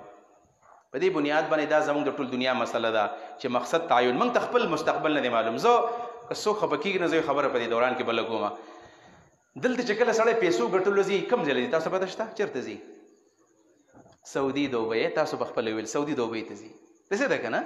څوک پیسو ګټلو ځي سعودي عرب ته ځي سعودیان خو زموږ په دې پښتو نه پوهېږي چې موږ یې ورته ووایو عربي موږ له نه راځي هغه شانې خو خلک پیسو ګټلو سعودي عرب ته ځي مطلب دا دی چې د دنیا د ټول نه زیاتې پیسې په کوم ځای کې دي په سعودي کې په دوبۍ کې دي یعنی دومره ډېرې پیسې پکې دي چې کله یو سړی د سم نه وي که نه سکول کې ناکام شي مدرسه کې ناکام شي په کلي کې ناکام شي ورانې وکړي هلکه وایي پاسپورټ وله جوړ کړه ورکه که دوبۍ او سعودي عرب ته ولېږه هغه سړی چې بل ورځ راشي تور واسکټ سپینې کپړې ښکلی موټر 100Z ګاډی ورسره یي مزدار ګرځي چشمې لګولي غټ موبایل ورسره یي چې هغه چا په خروار لیټۍ کې نه حسابوو هغه د سعودي نه دومره ریالونه راوړي سم مالداره جوړ ښکلی کوره جوړ کړی خلک وایي حاجي صاحب و پلاني صاحب و ځي والا یعنې هغه سړی پکې پیسې ګټي خو زه یم سعودي والا دا عربیان نه دي الله دې پرې رحم وکړي زموږ د پیغمبر کلیوال دي زموږ د پیغمبر قومیان دي زموږ د پیغمبر په ژبه باندې زموږ سره مینه ده زموږ سره محبت دی ځکه د پیغمبر علیه الصلاة والسلام کلیوال د پیغمبر خاندان پکې دی د پیغمبر قوم پکې دی عربیان هم خوښ دي خو په کار نه و چې دومره زیاتې پیسې ورسره دي په کار ده چې د دنیا د ټول نه غټې غټې هسپتالونه په هغه ځای کې وي داسې په کار وکړه نه په کار ده چې د امریکې په ځای باندې د لندن په ځای باندې د ټول نه ښکلي هسپتالونه دا په سعودي عرب کې وي ولې څه کمی دی ورته څه کمی دی سعودي عرب ته چې هلته ښه هسپتال نشته دی سعودي چې بیمار شي ځي امریکې ته علاج ده پاکستان کې څوک بیمار شي هغه امریکې ته علاج ده ځي لندن ته علاج په کار ده سعودي عرب ته علاج ده تللی نن د دنیا په ښو هسپتالونو کې سعودي عرب کې څوک نشته په کار ده چې د ساینس او ټیکنالوژۍ په میدان کې د ټولو په ټاپ باندې سعودي وي او دا دوبۍ وي څه کمی دی ورسره آیا پروفیسر نشي راوستی ډاکټر نشي راوستی انجینیر نشي راوستی ساینسدان نشي راوستلی تنخوا نشي ورکولی هلته خو عام سړی دومره غټ غټ کورونه جوړوي چې زموږ د دیر خلک لاړ شي شپږ کاله پکې دیاړي کوي وایي کور یې مکمل نه شو خو د هغوی د حکومت څه څومره پیسې دي په کار نه و چې داسې د دنیا ښکلي ښکلي چې کومې د کیمبرج او د اکسفورډ نومونه چې موږ نن اورو په کار ده چې دا په سعودي عرب کې وي چې خلک سعودي ته راتللی سبق له څه مشکل دی ورته او دا په ټولو دنیا کې خلک بېروزګاره ناست دی دا قابل خلک پاکستان کې لکه زه په کالج کې 15,000 باندې کار کوم سعودي عرب کې سړي ته 2 لکه میلاویږي پاکستان کې څه کوي خبره پوهېږي ځان نه یادوم چې زه دا خبره کوم یعنی په پاکستان کې پروفیسر دی او هغه چې ځان مړ کړي او ریټایر کېږي 15 کاله کې نو دغه تنخوا به 2 لکه ته رسېدلي او په سعودي عرب کې ورله په لومبي میاشت باندې 2 لکه او 3 لکه تنخوا ورکوي نو هلته به نه ځي څو خو هلته دا سوچ نشته دی د دې نه علاوه پسې راځه په کار خو دا و چې سعودي عرب والا اټم بم هغوی جوړ کړی وی جهازونه هغوی جوړولی ګاډي هغوی جوړولی انډسټري هلته نشته دی فیکټري هلته نشته صنعت نشته پیسې ډېرې دي نه کالج شته نه سکول شته بلکې زه ثوابۍ ته تللی وم نن تقریبا 2011-12 کې یو قاري صاحب دغه واده له تانو کلی و علیون تانو نو هغه هلکان اکثر چې راغلي وو موږ ناسو چا به زه په طایب کې په سکول کې استاد یم چا په ریاض کې هغه خلک ځي هلته سکول کې استادان دي ډېرې پیسې ګټي یعنې دا څه ګران کار نه دی خو د سعودي حکومت او عربیانو د هغوی څه مقصد دی بېدبي مافي د سعودي سړي غټ مقصد ښځه کول ګاډی اخیستل کور جوړول چې غټ کوري غټ ګاډی ورسره یي څلور ښځې کړي بس دا د سعودي سړي دغه مقصد دغه دا ژوند دی دا ولې مقصد تعین نشته هغه ته دا پته نشته یعنی سعودي عرب ته خو صرف عمره لته ما مکه او مدینه دا ملي دي دي او الته کې خدا سي پسونو په زرګونو ایکړو زمکه اته قصې پرتی دي کلاو غنم نشته پاغي باندې بل څه شي نشته بل پرس ک سعودي حکومت چیر درسي وکړل دي د امریکای نه لاس راوینځلو او دوی حقیقت کې په الله باندې یقین وکړو الله تعالی د تیلو په ځای غنم پکې دومره زیات به وشي چې ټول دنیا له بیا غنم ورکړي دا غي واځي تیل نه دي بلکې دا غوي اګریکلچر دا غوي زراعت دومره دی چې ټول دنیا له غنم ورکول شي پابندي دې پنيشي لګولې نشي کولای د مقصد تعین خبره مې صرف کوله چې دومره ورانه کوي چې سعودي حکومت په ټول دنیا کې مالدار دی خو نن الته هیڅ شي نشته لہذا آج کا نوجوان کا سب سے بڑا مسئلہ یہ مقصد کا تعین نہیں ہے مقصد تعین کول پکاري چې منګو چر زب سره جوړېږم نن چې منګ عزم وک ډیر کله سړی وای چې راځي سم نشم زب سو کوم زه د سېما نن تر ډیر سې تر ډیر سکولې شي اسن اقبال دا اقبال اوري اقبال ګوري اقبال چې کوم دا فلسفه خودي ده کنه چې هغه نوجوان ته سوي نوجوان ته وي تشت عقاب تشاهینی نہیں تیرا نشیمن قصر سلطانی کی گنبد پر تو شاہی ہے بسیرا کر پہاڑوں کے چٹانوں پر باز تو وہی باز وہی تیرا نشیمن قصر سلطانی کی گنبد پر نہیں ہے دسه نه ده چې ته داغه تیمر خان په قلا د پاسه کېنی او ته چې په لوړ ځای باندې ناستم دا ستا د ناستې ځای نه دی تو شاهی ہے بسیرا کر پہاڑوں کے چٹانوں پر ته کېټو ته وخېجا ترشمیر ته وخېجا او چت چت غرون ته خېجا ستا پرواز ډېر اوچت دی او یریږم مو طالب مخالف سر راضی تب ختمے تن دے بعد مخالف سے نہ گھبرائے عقاب یہ تو چلتی ہے تجھے اونچا اڑانے کے لیے دا اوچت اوچت اڑان زمنگ دا سوچ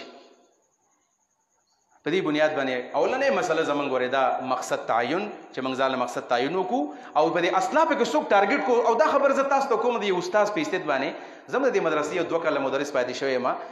زه دا وایم چې دا سوچ ختم کړي چې زه به د عالم جوړېږم چې زه به هر پنې مولا یم دا اصطلاحات چیرته الله تعالی بعضي خلکو له ورکړي چې مولانا رسول خان سے بارک راضي چې کوم د جامع شریف شیخ الحدیث چې هغه هر پنې مولا استاد الکل فی الکل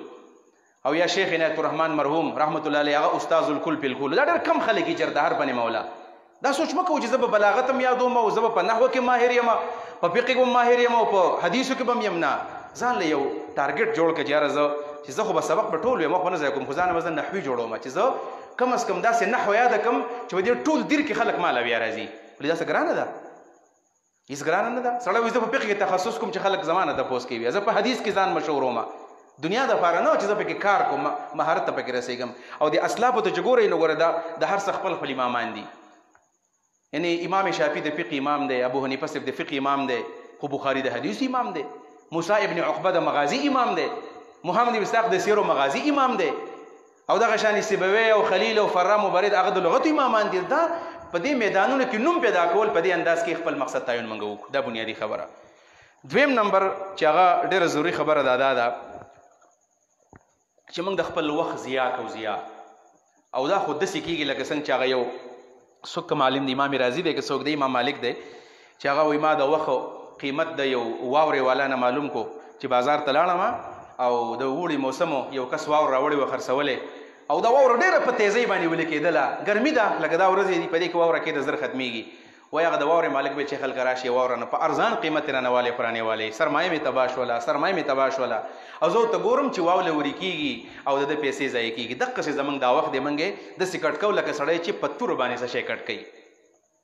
زه په خپله باندې د وخت ضیاع کوم تاسو په خپله باندې کوئ بلکې ټوله علمیا او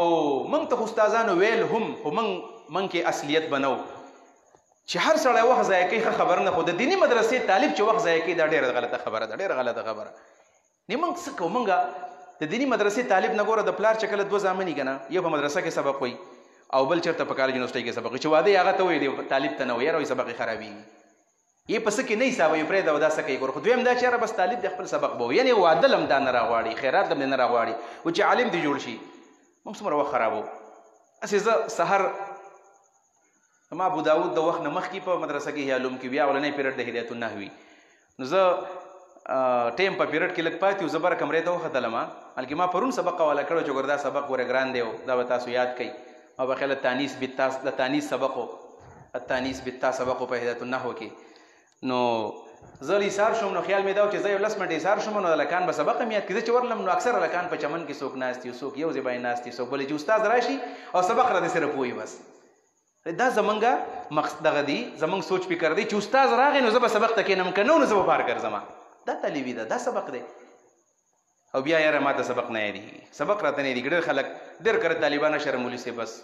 یو خو غربت دی، دویمه دا چې سبق هم راته نه یادېږي، سبق بېسته پرېږدم. څو کسان مې حوصله ورکړه چې مه پرېږده سبق، ظالمه ولې سبق پرېږدې.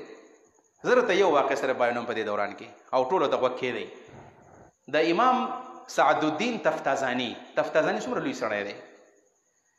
خلک وایي که نه په کراچۍ کې بلډینګ دی او سعودي کې بلډینګ دی او څوک چې ګوري سر نه ته ټوپۍ غورځېږي. تفتازاني دومره لوی عالم دی چې سړی ورته په علم کې ګور د سر نه ټوپۍ غورځېږي، داسې لوی عالم دی سعدالدین تفتازاني. هغه خپله قصه کوي، زه دومره زیات غبي وم، دومره زیات غبي، دا کوم چې پکې غبیان طالبان دي سړی ما ته نه یادېږي، هغوی دا خبره واورئ. وایي دومره غبي وم چې ما ته سبق نه یادېدو. طالبانو به د استاد سبق وایو، تکرار به یې کو، مطالعې به یې کولې، او زه به ناست وم چړاګانې مې کولې چې ما ته سبق نه یادېږي. څو ځل مې دا فیصله وکړله چې بس سبق پرېږدم، نور نه راځم سبق لا، نور نه راځم سبق لا.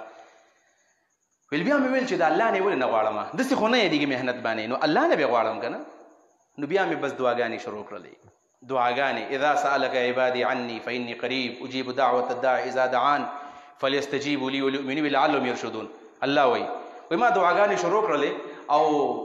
کتاب به مې کتو او نو پوهېدم بس په دې ټیم کې الله تعالی ما زما دا ذهن کولاو که الله ما ته سبق یاد کا.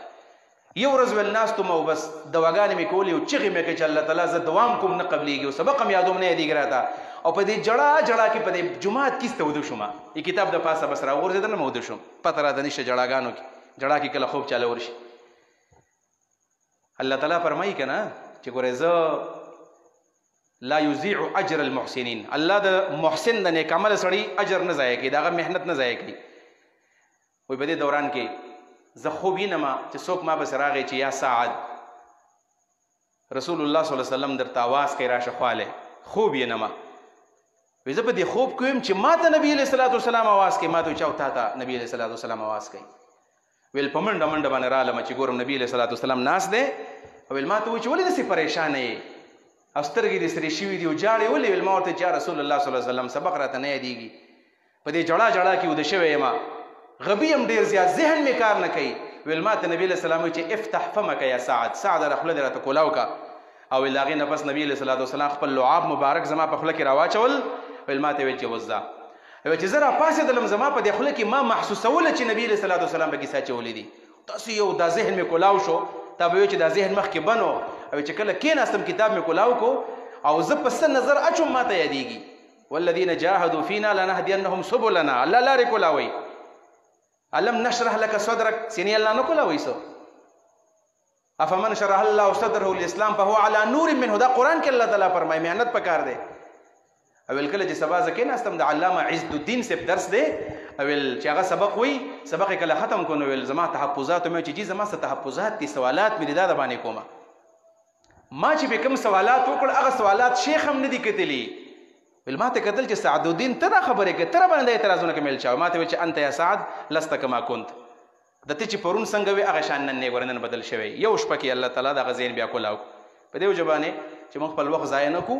د خپل محنت سره سره چې ګورې موږ دا سوچ کوو چې الله لارې کولاوي. او دا مې بله چې طالبانو ته یو غالبا د هدایت النحو طالبان ته مې ویل دا زما خپله مشاهده ده، د استادان ناس شاید د دې مشاهده وي. کله کله سړی د سابعې پورې او د سادسې پورې په سبق نه پوهېږي، خو چې د وړې دورې ته ورسېږي او دورې حدیث ته ورسېږي بلس چې ګورې ښکلی تقریر به کوي مزیدار او په سبق باندې هم پوهېږي، خبر به شي فلاني ځای کې مدرس شوی دی. دا کله الله تعالی داسې وکړي چاله یو دم علم ورکړي زر څنګه سبق یادېږي، او چې نه یې که نه دا چې ته فارغېږي الله تعالی به دله په دې ذهن کې دغه شان در واچوي. دا زما مشاهده ده. ډېر کسان هلکه ته خو مدرسه کې لوپر وې، تا خو سبق نه یادو، او چې ګورې ښکلی درس به کوي. دا په دې آخر کلونو کې دا چې د دین ته ځان راټینګ کړي که نه، نو دا علم الله تعالی وله په دې ذهن کې دقسې ور واچوي. لهذا چې د خپل وخت موږ ضیاع ونه کړو، او څومره وخت چې زموږ د طلب علم پاتې دی په هغې کې دا موږ په صحیح طریقه باندې سر او آینده دپاره موږ د خپل مقصد تعین وکړو. د دې سره سره زه یو بله خبره به مو کوم، هغه دا دی چې د آج کا نوجوان غټه مسله وګوره د عدم دلچسپي زه وایم. عدم دلچسپي یو خو وخت ضایع کول دي که نه، بس وخت ضایع کېږي، خو دلچسپي هم نشته دی چېرې زما نه څه شی جوړ شي. زه څه وکړم؟ څه ته چې لکه موږ جستجو وایو، جستجو څه ته چې تمنا ویلې کېږي، څه ته چې ارزو ویلې کېږي. چې سړی خو ځان ته ګوري چې لکه زه څه کوم، زه په دې مدرسه کې دا د محتمم ټوله میاشت او کال ګرځي، ماله پیسې پیدا کوي او لنګر فري دی، یو کمره فري ده او بجلي فري ده، او کله احتجاجونه هم کوم نو لکه زما ولې دلچسپي نشته کله به دلچسپي پیدا کېږي دلچسپۍ دپاره زه ستاسو مخکې یو واقع بیانوم د امام ذهبي رحمه الله سیر اعلام النبلا کې یو واقعه ذکر کړې ده د امام احمد ابن حنبل رحمت الله علیه متعلق بقی الدین ابن مخلد په نوم باندې یو عالم دی بقی الدین ابن مخلد رحمت الله علیه دا د قرطبي دی د اندلس کوم چې امام قرطبي رحمه الله د کوم ځای دی ښه په غور دی واقع ته سوچ وکړه چې د اسلافو څنګه وخت تېره کړی دی او د هغوی څه قسمه دلچسپیانې وي د علم سره یې څومره مینه محبت ولې الله ول علم ورکو وی د امام احمد ابن حنبل نوم یې واورېدو چې امام احمد ابن حنبل داسې د علم یو غر دی او د هغه نه سبق ویلو کې برکت دی او لوی عالم دی ویل با بقي الدین صاحب ابن مخلد چې ما بس داسې کار وکړو چې ځان له مې پیسې څومره وي راواغېستلې بستره مې وتړله زما ته چې په هغه وخت کې څه کتاب و مې راواغېستو مې چې ځمه او د قرطبي نه ځمه چېرته بغداد ته ځمه د قرطبي او د بغداد په منځ کې په زرګونو کیلومیټر لار ده زه هلته ځم زرګونو کیلومیټر هلته هغه وخت کې چې کوم انتظام د بحري جهازونو کشتۍ به وي کشتۍ ته وختلمه همه چې زه بغداد ته په سفر باندې په هغه وخت کې علمي سفرونه ټول خو بغداد ته کول شیخ عبدالقادر جیلاني دا ټول د بغداد عالمان دي بغداد څنګه چې شام کوفه بصره د علم مرکزونه بغداد د علم مرکز پاتې شوی دی څنګه چې نن سبا هندوستان دی بری صغیر د علم مرکز دی بغداد ته چې تلم په لاره کې داسې وشوله چې کشتۍ باندې سیلاب راغی طوفان او طوفان داسې خطرناک دی چې کشتۍ یو طرف ته اړی بل طرف ته اړی موږ باندې سرونه تاو شو حتی چې الټیانې را باندې ولګېدلې وایي آخر هغه ملا وویل چې دا کشتۍ ډوبېږي داسې وږی چې نور نشم تللی سیټ ته کېږم موږ چې کله سیټ ته شو کشتۍ نه کوشو تپوس هم وکړو چې بغداد ته څومره لار ده ویل 800 میل لار ده 800 میله د دې ځای نه کراچۍ ته غالبا څه 950 میله ده که څومره وي دومره لرې ځای دی هلته به یعنې هغه ځای ته دومره لار پاتې ده ویل ما ویل چې څنګه به ځو هېڅ څه شی نشته ګاډی نشته جهاز نشته ویل ما سوچ وکړو چې یاره 800 میله د امام احمد دپاره پیدل وال څه ګران خو نه دي یعنې موږ کله کله په دې چوټي کوو مدرسې نه که نه یاره موټرسایکل لا سره نه و ګاډی نه و د تیمرګرې نه دلته نشم راتلی او دغه مخامخ کلي نشم راتلی او د ماڼوګي نه نشم راتلی او د دې دغه نه د اوډیګرام نه نشم راتللی 800 میل لار ده ما چې پیدل وکړم روان روان روان 800 میله مزل په دې کې چې 950 میله مزل مې وکړو نو ډېر سخت ستړی شو هلته یو ځای کې معلومات کړو چې بغداد ته څومره راوي چې اوس نږدې دی بغداد ستړی شو ډېر زیات دمه مو کړله او د هغې نه پس بیا روان شو روان روان حتی چې کله بغداد ته ورننوتلو ډېر زیات ستړي شوي یو ویل فورن زما چې کوم هغه بوجۍ موجۍ مې جوړه کړل د هغه مې کېښودله و راوغورځېدم ورته آرام مې وکړو چې کله ښه دمه شو راپاڅېدو ویل دا خو چونکې مایل چې کوم ځای چې دا بغداد دی یو کس نه مې تپوس دا بغداد دی وایي ما تپوس وکړو چې امام احمد ابن حنبل باره کې څه معلومات لرئ وایي هغه ویل چې ته امام احمد باندې څه کوې ویل ما ورته ویل چې د کوم ځای نه مې چې د اندلس نه راغلی یم قرطبې نه څومره 800 میله مزل مې وکړو بلکې 1000 میله مزل مې وکړو څه په کشتۍ کې څه پیدل ویل چې د امام احمد سره څه کار دی ما ورته ویل چې د امام احمد د احادیث اورېدل غواړم علم ته حاصلول غواړم علم ویل هغه راته وویل چې یاره بدقسمته انسانه دومره غټ مزل یې کړی دی خو د امام احمد رحمت الله علیه نن سبا د خپل زمانې د حاکم سره او د دې علاقې د دې ګورنر سره باچا سره ورانې راغلی دی و هغې نظر بند کړی دی ستا ورسره ملاقات ممکن نه دی پته نه لګي چې ژوندی به راوځي که مړ به ملاقات ورسره نشي کولی ویل ما وویل چې دا خو کېدی نشي دې ته عزم وایي ښه عزم دی ته وایي دا نشي کېدی چې ما دې 1000 میله مزل کړی او زه د امام احمد سره ملاقات ونه کړم زه به خامخا ملاقات کوم زه به لازم دسه میلاویږم ویل ما ته چې نشي کېدی ما چې بس ټیک ده لاړم جامع مسجد ته چې ورسېدم بغداد ویل ما تپوس وکړو چې یاره مازدیګری ټایم دی چې دلته کې امام احمد څخه ملاقات ناممکن دی خو په دې علاقه کې بل څوک عالم نشته دی چې هغه درس حدیث کوي او احادیث خلکو ته وایي ویل چې یو بل کس ته دی څوک دی امام یحیی ابن معین رحمه الله اذانه د علم یو ډېر لوی غر دی لوی ناقد د حدیثو دی لوی ناقد د رجال د اسماء رجال عالم چې دا د حدیث راویان ورته دا لفظ په لفظ باندې نوم په نوم باندې معلوم دی ویل ما ورته وویل چې امام یحیی ابن معین نو هم ورتلی مې چې زه درس ته کښېنم مازدیګر مانځه نه پس ویل جای مسجد کې درس و امام یحیی ابن معین رحمه الله ناست دی جلیل القدر یو انسان دی په خپل شان مطابق ویل ورکوټه شانې حدیث یې ووایو او د هغې سره ډېر ناشنا تشریح وکړه دا ډېر خوند یې ماله راکړو ویل ما ویل چې دا خو ډېر لوی سړی دی او د هغې نه پس ویل طالبانو شروع وکړله او د اسماء الرجال تپوس دی که پلانې راوي څنګه دی پلانې راوي څنګه دی پلانې راوي څنګه دی د پخوانو علماو ته د راویان دغه شان معلومو تاسو پته شته که نه 10,000 صحابه کرامو نه احادیث نقل دي 10,000 صحابه کرام دا حدیث د دې نه نقل دي او د هغې نه پس بیا د زرګونو په تعداد تابعینو صغار تابعینو کبار تابعینو بیا تبع تابعینو ته حدیث نقل کړي دي موږ ته رسولي دي ویل ما چې زه دې تپوس کوم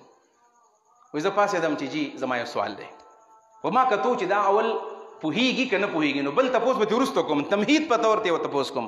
ویل ما ورته ویل چې شیخ ته هشام ابن عمار پیژنې دغه باره کې څه وی یو راوي د هشام ابن عمار وایي هغه یو د میل چې هغه صاحب الردا چادر والے عمار صاحب الردا پساد بعضې کسي که نه هغه صاحب المندیل ټول عمر یې په سر رومیال لا اچولی یا په اوږه باندې رومیال نه لده کې د غاړې نه تاو کړی سلمان په شانې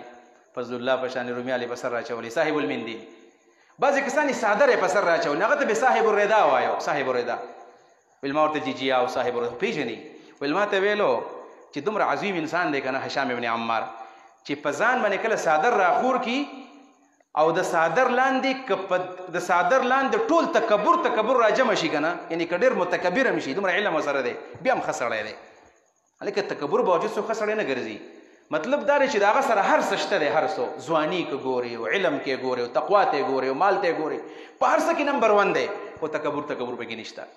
وایي د هغه نه پس مې چې ما بل تپوس کوم ما ته کسان وایي چې نه دلته قانون دا دی چې د ورځې به طالب یو تپوس کوي چې زما خو اصل سوال پاتې شو زه خو د بل څه دپاره راغلی یم ویل هغه وویل چې نه جي بس یو سوال دی او سبا به درته تپوس کوي ډېر پریشانه شوم چې ګوره ما خو 800 میله مزل پیدل کړی دی او د هغه اندلس نه راغلی یم زه به تپوس کوم وایي کله چې ما دا زاري شروع کړل نو ویل په دې دوران کې طالبانو چې بس وکړه تپوس نو خیر دی زه ته قانون مات کا وایي چې زه پاسېدلم ما ویل چې جي شیخ ما تقول في حق احمد بن حنبل رحمة الله علیه ته د امام احمد باره کې څه وایي اسنګ سړی وی چې دا تپوس مې وکړو هغه داسې ښکته وکتل او بیا یو اوږده شانې ساه واغېستله ویل چې هو امام المسلمین دا د مسلمانانو امام دی اوس ما وایي چې دا خو سم سړی دی ګوره د خپل همدرس د خپل همعصر عالم باره کې چې امام المسلمین دی نو خو ته یې مولي صاحب ته بل چا صفت وکړه یو مدرس ته بل مدرس د کتاب صفت وکړه ښې وایي څومره قار به له ورځي یو محتمم ته وایي پلاني مدرسه کې لنګر مزیدار دی مولانا شاه حسین صاحب ته ووایي څومره قارېږي درته بیا نشي برداشت کولی څوک هغه ورته وایي امام المسلمین د امام احمد ابن حنبل ویل د هغې نه پس ویل هغه ډېر زیات پریشانه شو وجه دا و دا سوال کول ډېر ګران و ځکه چې په هغه وخت کې دا خبره وه که د احمد سره څوک میلاوېدی هغه به هم جیل ته تلو او احمد ته به هم سزا میلاوېدله نو ډېر پریشانه شو چې بس هغه پلاني ما ورته ویل چې امام احمد ابن حنبل په کوم ځای کې دی وایي هغه وایي چې بس هغه خو داسې ځای کې دی چې څوک ورسره میلاوېدی نه شي نظربند یې په کور کې ناست دی د هغه په علمي تدریسي سرګرمیو ته پابندي لګېدل ده وایي د هغې نه پس کله چې مجلس ختم شو ویل ما هغه طالبانو ته وایي چې جي زما سره به څوک لاړ نه شي د امام احمد کره هغه وایي چې ستا دماغ خراب دی امام احمد کره څوک تللی شي که ته لاړې تا ته هم تکلیف دی او هغه ته هم تکلیف رسوي وایي یو طالب ته مې ویل چې ته ما بوځه وایي چې نشم دی بوتلی ما وایي چې داسې وکړه ما د احمد کور ته ورسوه په څه طریقه باندې ته رانه بیا راځه ویل هغه وایي چې نشم درسره تللی پولیس نه یېرېږم ویل اخر مو سره دا کمیټمنټ وکړو چې ته ما د امام احمد د کور په خوا باندې بوځه او بیا داسې اشاره وکړه چې ښې طرف ته یا ګس طرف ته سیده ځه ما ته ورته څه وایم وایي چې دا به درسره وکړم ویل هغه چې کله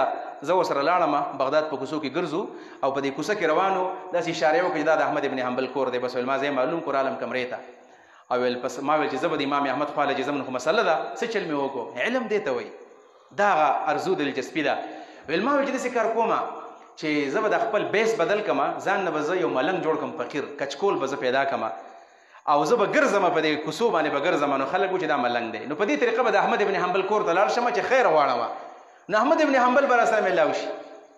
دا چل به وکړم زه به خیر د بغداد په کوڅو کې به زه ملنګ شم ملنګ هغه چې کله ما کچکول په غاړه باندې راواچو څادر مې په ځان باندې راواچو جامې مې بیکاره واغوستلې زه خو ځوان و د 19 کالو زما ځوانۍ ته به خلکو کتل وایي چې تک ته ګورو سوال کې دې ځوانۍ ته ګورې شرمېږي نه ویل په هغه زمانه کې به خلکو سوال څنګه کوو داسې نه و چې د الله په نوم باندې خیر غواړم دا اواز به یې کوو چې اجرکم علی الله دا اواز به یې کوو اجرکم علی الله اجرکم علی الله دا اواز په بازار کې کېدو ویل ما له چا هم پیسې رانه کړی چې دا خو ځوان سړی دی د ځوانۍ شرمېږي نه په ځوان دی او دا پیسې غواړي وایي چا پیسې رانه کړی راله خو ځان مې ملنګ کړی دی ویل او ځان سه مې هغه بوجۍ په دې ملا راړول ده وایي سیده په دې سوال زما مقصد خو سوال نه دی او خیال مې دا و چې دا پیسې راله راکړي نو دا به زه په غریبانو تقسیم کړم بیا ځان لې نه علمه په دې کې د امام احمد کور ته لاړم کوڅې ته ورسېدلم د امام احمد ابن حنبل دروازې ته ودرېدلم او دغه کچکول مې په غاړه باندې دی غاړې ته مې اوږې ته مې دا خپله ګټلې اچولې ده او په تیز اواز مې اواز وکړو چې اجرکم علی الله ډېر په درد مې دا اواز وکړو په درد باندې ویل اواز چې کله امام احمد ابن حنبل واورېدو ویل هغه وایي دا څوک چې دی ډېر غټ په تکلیف کې دی او ډېر غټ پاقې ورته رسېدلې دي ویل په منډه منډه دروازې له راغی او په لاس کې پیسې نیولې دي او سیدې زما دې کچکول ته راواچولې ویل ما ورته ویل چې امام صاحب زه د مال وږی نه یم زه د مال سایل نه یم زه د علم او د سنت او د حدیثو طالب یم زه ګوره ستا خواته علم له راغلی یم او د پلاني ځای نه رالم هغه چې ما ته وکتل چې دا خو څه پاګل شانې دی دلته خو پابندي ده په علم باندې ویل ما ته وایي چې دا نشي کېدلی سیده د دې ځای نه ځه که پولیس رال نو زه خو اسم نظر بند کړم تا ته به تکلیف ورسوي ویل ما ورته ویل چې جي زه به خامخا راځم زه به خامخا علم کوم ویل تنګ مې کو وایي اخر ما ورته وایي چې داسې وکړه په دې طریقه به راځم دا کومه طریقه چې راځم نو دروازې کې به زه اواز کوم چې اجرکم علی الله او ته به راوځې او څنګه چې سوالګري سره سړی وخت لري نو په منډه راته یو حدیث وایي یو مسله راته بیانوي به د نظم ویل دقه طریقې مې وکړل یو کال په بازار کې راځم کچکول مې په غاړه دی اواز کوم چې اجرکم علی الله او بیا راشم د امام احمد ابن حنبل دروازې له راوځي او ویل په دې دوران کې ما ته مسله ووایي او زه راځم یو کال مې دقه شانې علم وکړو دې ته دلچسپي د علم وي داسې نوجواني پکار ده کله چې ویل کال پوره شو ویل هغه کم چې خلیفه هغه وفات شو او ویل بل چې راغی هغه د امام احمد سره ډېر زیات ښه ویل فوراً یې پابندي ختمه کړله امام احمد ته وایي چې ته به اوس د بغداد په جامع مسجد کې درس کوې بغداد په جامع مسجد کې به درس کوې ویل هغه چې په سبا باندې کله د امام احمد ابن حنبل ما ته څه پته و چې دا خلک په د دومره مین دي وایي هغه چې کله موږ د ماسپښین لمانځه له تلو نو جومات بالکل ډک دی ما ته ځای میلاو نه شو د ناستې په لومبید بدرې څپو کې شاته رالم پیزار په ځای کې ما ته ځای میلاو شو ډېر پریشان وم چې یو کال مې منډې ووالې ما ته ځای میلاو نه شو وایي زه شاک امام احمد راغی درس کوي او دا د زرګونو په تعداد کې خلک ورته ناست دی زه په یو ځای کې دیوال ته ولاړ یم پریشانه و امام احمد ابن حنبل په ما نظر پرېوتو وایي چې ویې کتل وایي چې دا لږ مخې ته راولئ اصل طالب العلم دا دی دا د علم طالب دی او د دې ټولو خلکو مخې ته زه کېنولم هلکه د امام احمد په درس کې محدثین به کېناستل امام احمد په درس کې محدثین او د هغې نه پس ویل زه مخې ته کېنولم او بیا بقی الدین ابن مخلد امام احمد ابن حنبل او د یحیی ابن معین خلیفه جوړ شو او دغه احادیث او دغه علم هغې دنیا ته منتقل کو حافظه م غواړي یقینا د الله نه سوال کوي چې الله موږ له حافظې راکړي د بخاري دا فتح الباری دې کې یو ورځ مې مطالعه کوله یو د امام ابن حجر اسقلاني حافظ ابن حجر یو خبره کړ ډېر ناشنا خبره ده او زه کله حج لاړم حج لا نو حج چې سړی لاړ شي نو په دې حج کې په بیت الله کې په حرم کې بعضې مواضع داسې دي چې هلته کې دعاګانې قبلیږي نو کله چې د زمزم اوبه سړی څکي د زمزم نو دې وخت کې سړی دعا کوي نو الله تعالی هغه سوال قبلوي وایي زه چې کله لاړم موږ چې کله لاړ شو نو څه سوال کوو هلته څه سوال سړی کوي غټه مدرسه جوړه کړم او یا مطلب کور جوړ کړم او دا وایي ما چې کله د زمزم ګلاس کوو که نه ما څه سوال وکړو دې سوال ته سوچ کوه وایي ما دا سوال وکړو یا الله ما له د امام ذهبي په شانې حافظه راکړه د امام ذهبي په شانې حافظه راله راکړه ولې مې د امام ذهبي د حافظې سوال کوو ویل امام ذهبي رحمه الله داسې ناقد دی د اسماء الرجال او د پند اسماء الرجال داسې ماهر دی ویل ذهبي ورځي ویلو چې د څومره راویانو احادیث نقل کړي د 10,000 صحابه کرام او د په زرګونو تابعین او تبع تابعین دا ټول که الله رب العالمین را پیدا کړي او په یو غر باندې ماته کښېنئ زما اوس ملاقات خو نه دی شوی امام ذهبي او بل هغه خلک څونو کالونو پخواني وایي دې ذهبي ویل چې که ماته څوک کښېنئ زه داسې پېژنم چې ماته به سن میلاد هم معلومي سن وفات به مې راته معلومي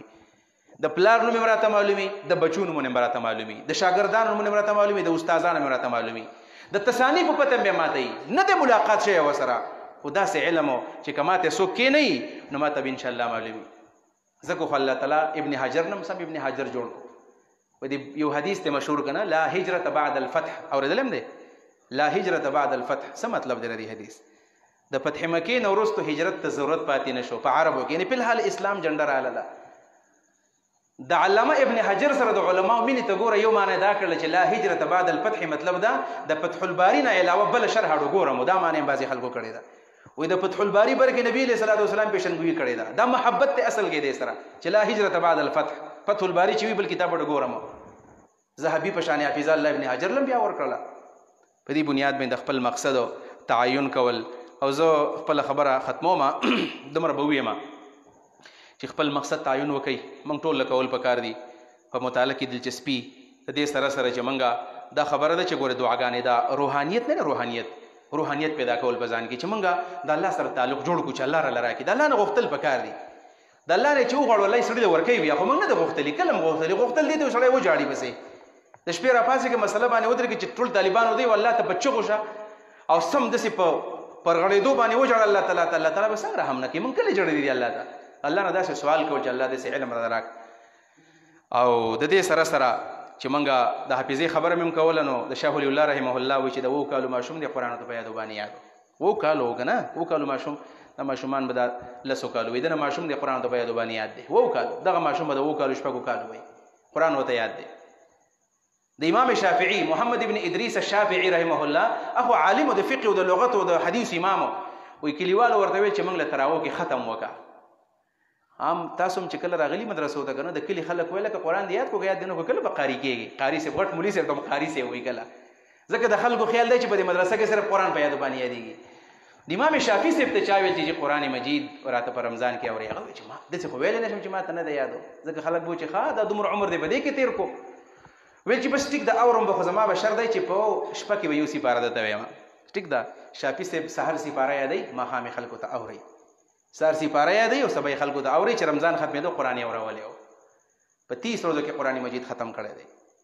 ما به خیال باندې مولانا شاه حسین صاحب ته پته میا صاحب و موږ تفهیم القرآن کې چې کوم دی هغه غالبا 3 میاشتو قرآن یاد کړو 3 میاشتو کې دی زمونږ په استادانو کې شته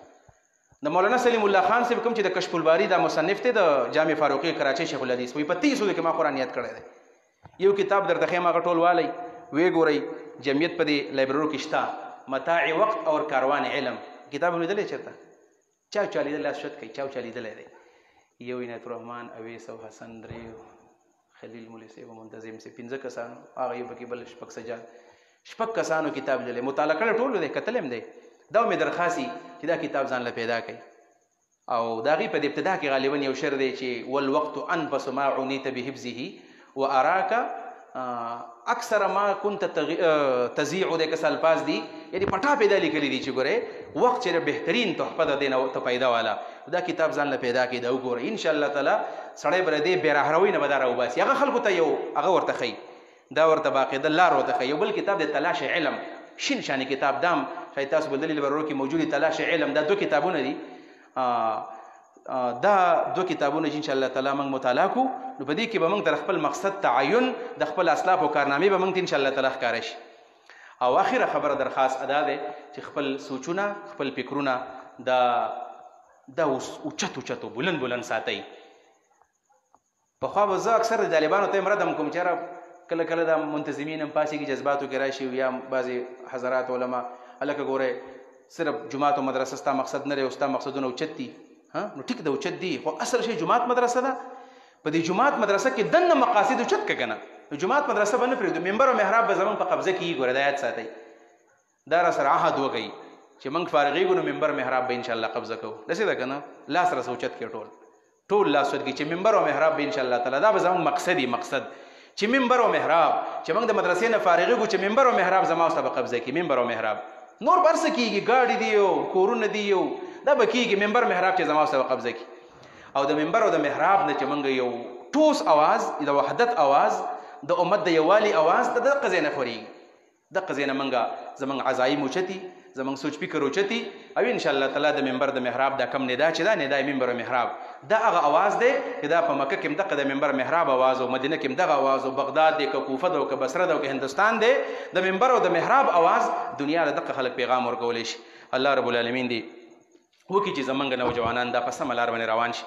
د بېراهروۍ نه د الله زموږ نوجوانان وساتي او خاص کر زمونږ د تحریکي مدرسو طالب العلمان او بیا د جمعیت الباربیه دا خواږه نوجوانان او دا بچیان چې زمونږ ته ډېر لوی توقعات دي زمونږ تاسو مستقبل یې زمونږ امیدونه یې زمونږ توقعات یې زمونږ ستاسو نه توقعات دي حقیقت دی چې په تاسو باندې مین یو مینه هم د سره ده محبت هم د سره دی شوق هم دی چې کله خبر شو پلاني مدرسه کې طالبان دي هغه قابلان دي زړه هم خوشحاله شي پلاني مدرسه کې مدرس دی هغه قابل دی زړه هم خوشحاله شي چې ان شاء الله تعالی د دې ځای نه به یو نوی آغاز به کېږي نوی انقلاب به راځي دغسې په دې خپل سبقونو کې مهنت او د هغې سره تنظیم او دا چونکې د تنظیم پروګرام دی او د تنظیم او د تعلیم منځ کې ور توازن پکار دی چې موږ زیات وخت په تنظیم باندې خراب نه کړو او یا دا چې بیخي تنظیم ته شا نه کړو بلکې بیلنس موږ وساتو او په یو ښه منهج باندې انشاءالله مخې ته لاړ شو الله به زموږ مستقبل روښانه کړي